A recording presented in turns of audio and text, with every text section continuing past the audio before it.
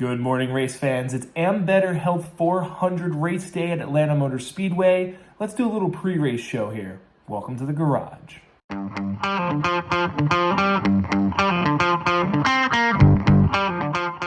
Michael McDowell earned his first career pole yesterday at Atlanta Motor Speedway. He's ran 467 races without a pole. He's flipped in qualifying. He started on the front row for the Daytona 500. Heck, he's won a Daytona 500, but has yet to win a pole. That all changed yesterday. Now, will that transition to success in the race? We'll have to see. The Fords looked really good in qualifying. They ran very well here last year, but Michael McDowell started on the front row last week and had engine trouble early in the race. It would have been nice to see how McDowell ran up front last week to see if he could run up front this week, but it just didn't happen. Nonetheless, though, Michael McDowell is going to have a lot of Ford help behind him, that including Joey Logano, who's starting second in today's race. Believe it or not, Logano's win last year at Atlanta is his last win. He's gone almost a whole year without winning a race. I feel like that's something that we don't talk about enough. Joey Logano knows it, though, and he's going to want nothing more but to snap that winless streak. Speaking of winless streaks, how about Brad Keselowski? He's yet to get a win with RFK. Chris Buescher, on the other hand, has 4 wins with RFK. You know that Brad Keselowski is going to be hungry to get this win today. To be completely honest with you, he probably should have won this race last year, but he didn't time his block correctly, and Joey Logano got by him to get the win, but Keselowski did lead at the white flag.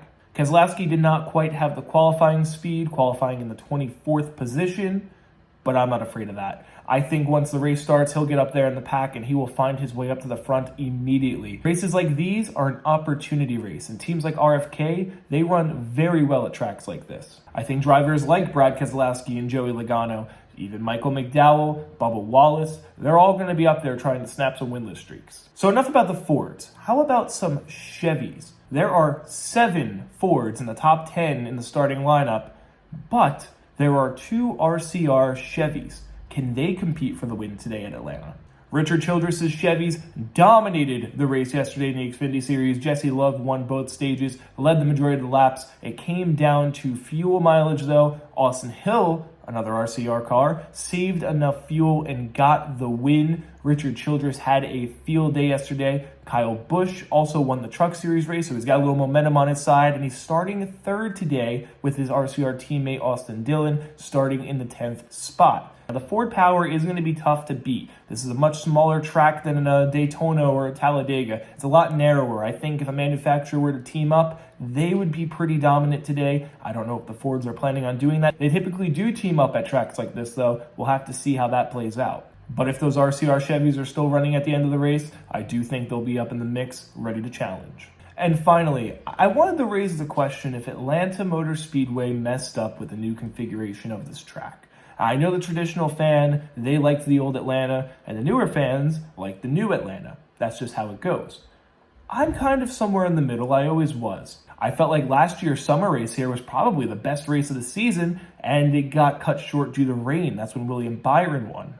But the tight racing in a small pack on a narrow racetrack, it makes for a lot of oohs and ahs, and it really is a good race. Until yesterday, though.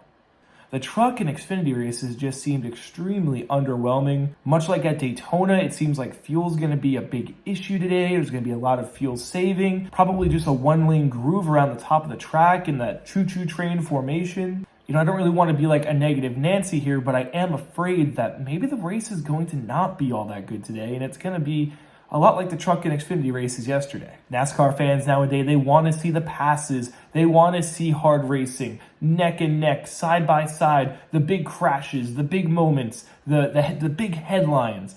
And I just don't know if this track is going to be able to provide that today. It has in the past, don't get me wrong. I think I've liked every single Atlanta race that we've had on this new configuration. I am just a little afraid at what I saw from the minor leagues yesterday, and I just hope it does not transfer into the Cup Series race today too. With that said though, my predictions for today's race, I do think the Fords are going to be good, and despite starting in 24th, something tells me that Brad Keselowski is going to snap that winless streak, and he's going to get his first win with RFK today. Who do you think is going to win? How do you think the race is going to play out? Will we get a big one? Will we get a lot of side-by-side racing, or will it just be that choo-choo train at the top of the track? You let me know, enjoy the race, and hopefully your favorite driver comes out on top. Thanks for coming to the garage.